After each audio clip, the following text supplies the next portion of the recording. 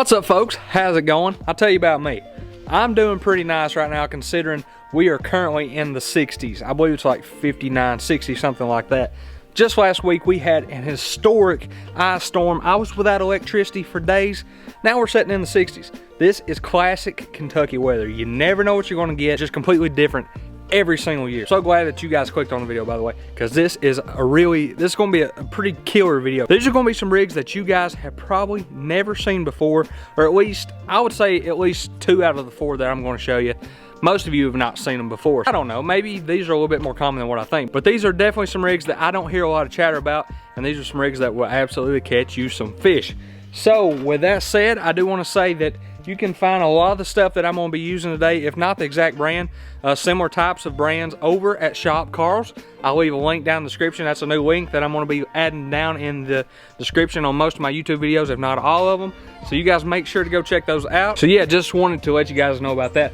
With that said, guys, I'm going to hop into these rigs that we're going to talk about in today's video. Now, I'm sure there are different variations of these rigs that you guys may or may have not seen before. I don't know. I'm sure they are out there. There's different variations of every single rig probably ever created. But I'm going to show y'all, to the best of my knowledge, how to rig these up, and hopefully y'all go out and smack some bass on it. With that said, let's hop into the vidgie. All right, so I'm actually filming this after the fact. Had some audio issues showing y'all this first rig, but we're gonna go ahead and go through it, and then I'll get back to that present day that you guys were just seeing. So up first, we're gonna talk about the donkey rig, and here's a little graphic kind of showing you what the donkey rig is all about, what it's kind of gonna look like by the time we're done with it, because I don't already have it rigged up. So first, we're gonna start out with a braided main line, and if you can see that there, this is just some braided line with a little bobber stop on there. I went ahead and put a little bobber stop on there. They're super cheap, not a big deal to pick up for 99 cents or something like that. And then I'm gonna make 2 rigs that look something like this right here. So I got a fluke on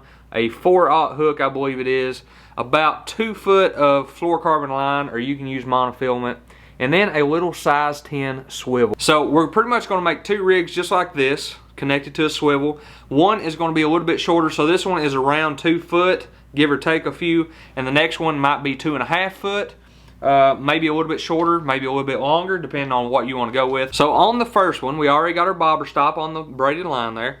We're just going to take this swivel and we're just going to slide it right on the line. We're not tying it on, we're just sliding it right on there, and you can see right there it's just kind of going freely on that braided line. And on the end right here, we're just going to tie that to the swivel, directly to the swivel on the other fluke, on your longer one. And use whatever knot you want to use on that, but I'm probably going to use a Palomar knot. And basically right here's what you got. You got 2 flukes that are spaced out just a little bit, and we can actually even take it a little bit further than that.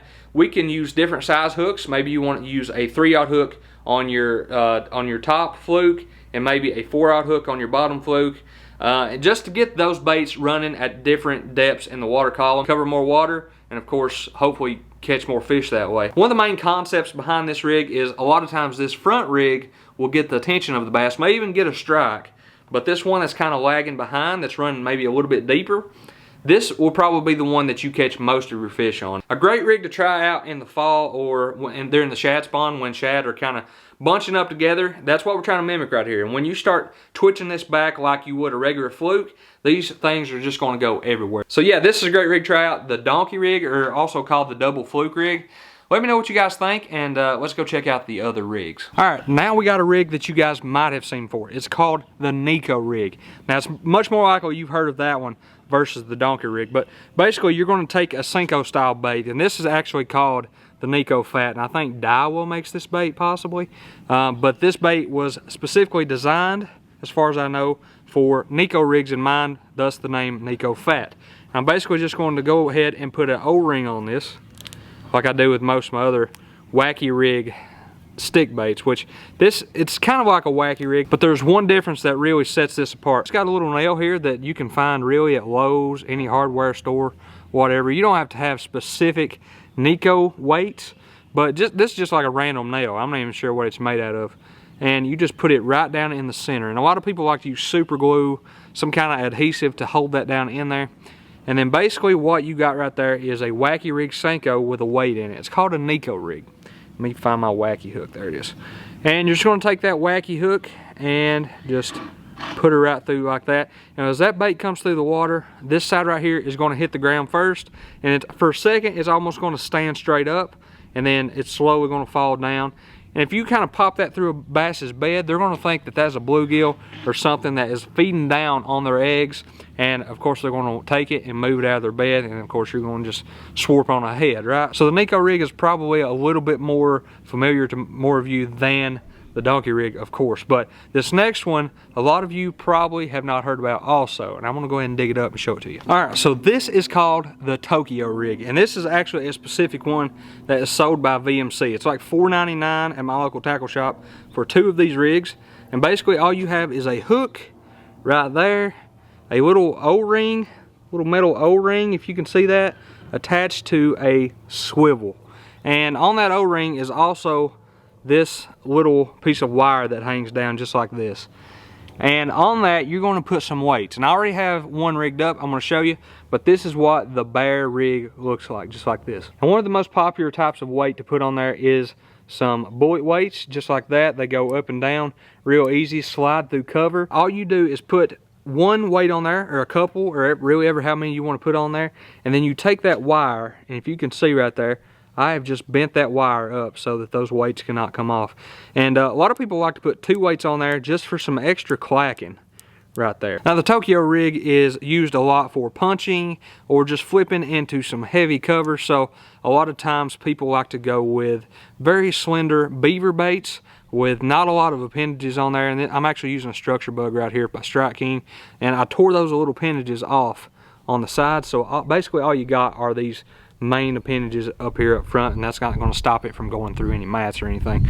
So that right there is the basic rig that we got going on. The weights are not connected to the main body of the bait or the hook. So when you set that hook, the weight's not going to blow that fish's mouth open.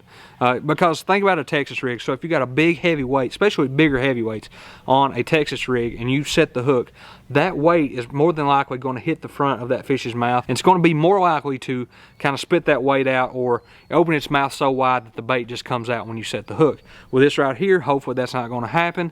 At least that's the idea behind it. And hopefully you're going to end up with more fish on the boat, especially if you're punching or, you know, flipping some heavy cover. And then of course your line attaches right there on the barrel swivel. So that is basically the idea behind the Tokyo rig, a very unique rig. And I just made a TikTok video on this, and I've actually found out that a lot of people use this, and there's also a lot of people that don't know about it. So especially a lot of people down in Florida, places with a lot of thick vegetation. So that is the Tokyo rig. I've never caught a fish on this punching, but I have caught a fish on it just flipping in some heavy cover. Just a unique presentation, something that the fish may or may not be seeing in your area, something worth trying out. Hope you guys are liking this very gray neutral background on such a beautiful day. I probably should have found a better background, but hopefully you guys are just here to learn about baits. But by the way, while I'm thinking of gray, I got this hoodie on here. And if you guys want to check out this hoodie, super cool design on this logo. I actually done an unboxing, which included this the other day. I got the link down in the description. Freshwater Traditions. They're a clothing company, and they make some awesome apparel.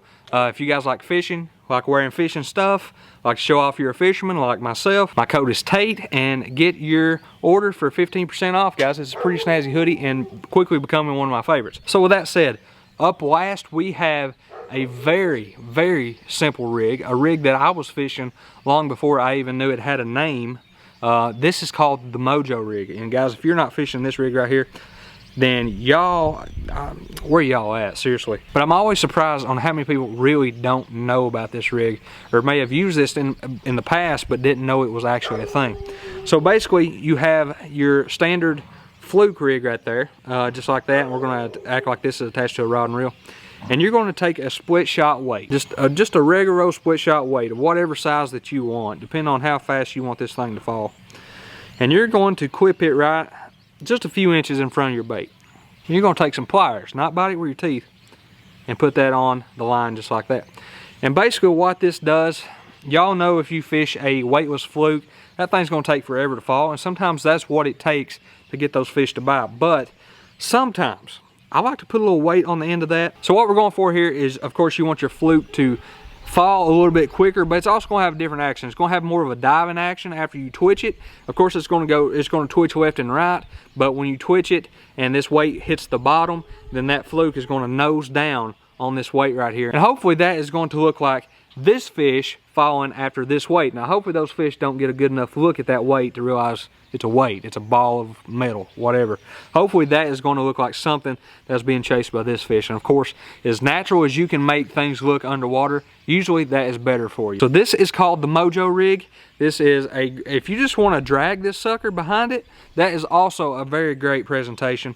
Like I said, on beds, this is a great bait to try out. And this will pick you up some bites, guys. So that is the Mojo Rig, a very simple rig, but one that I don't think people utilize enough. And a lot of people don't even know that it's called the Mojo Rig. So there you go, folks. There are the 4 rigs I wanted to show you guys. Let me know, did you guys already know these rigs? Which ones did you know? And what are some other uncommon rigs that you think a lot of fishermen, or maybe even the majority of fishermen, don't know about? Because there are a ton I'm meaning to try myself that I've never tried out before. And of course, as the market grows and more bait companies emerge, and competition, all this stuff, bait companies are just coming out with stuff that is just crazy. It's really mind-blowing on the kind of technologies, and even there's some pretty wild stuff out there too. I don't even know if I want to try, but I probably will just out of curiosity. So guys, I appreciate y'all sticking around. Hopefully the fishing is going to resume very soon. As always, go follow me on Instagram, TikTok, all that stuff is down in the description. Go click the links, go there, check it out. Also, go make sure to check out all the sponsors of the channel. I've also got them linked down in the description. Really appreciate all of them for helping us out. If you guys are interested in any of these rigs, I don't know about the Tokyo rig, but I'm pretty sure that Shop Carl's Bait and Tackle has everything that you need to do the other rigs. They may even have the Tokyo rig, I'm not sure. But I got a link right down in the description. Go click it, go check them out. Shop Carl's is a great place to get your baits. So with that said, guys, I will see you next time on another episode of Fishing with Tate.